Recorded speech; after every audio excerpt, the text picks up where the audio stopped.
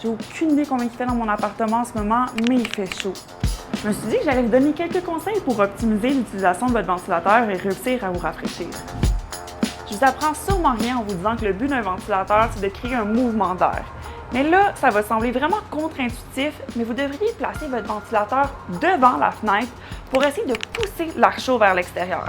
Et Ali Baloul, qui est chercheur à l'Institut de recherche Robert Sauvé, conseille de créer ce changement d'air la nuit, lorsque l'air est plus frais. Il dit aussi que ça permet de faire sortir les polluants de votre logement.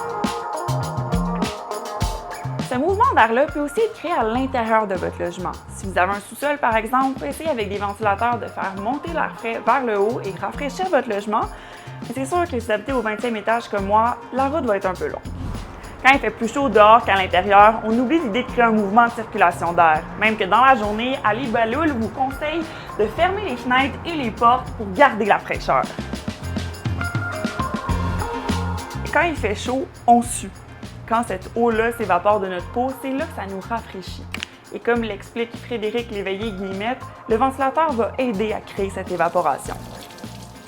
Un autre truc pour se rafraîchir, c'est de mettre un linge humide devant votre ventilateur. Le vent, quand il va passer dans le linge humide, il va aider l'eau à s'évaporer. Et en s'évaporant, l'eau, elle vient prendre l'énergie de l'air.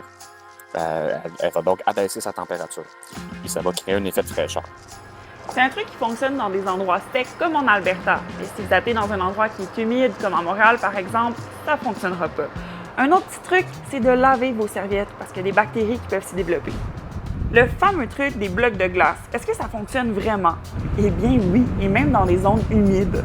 L'eau de la glace va s'évaporer et va refroidir la température de l'air d'une façon additionnelle. Ça va aider à vous rafraîchir, mais l'ingénieur explique que vous n'allez pas baisser la température de la pièce avec ça. En gros, il y a plusieurs façons d'utiliser un ventilateur. Ça dépend vraiment si vous voulez vous rafraîchir ou rafraîchir l'air de votre maison.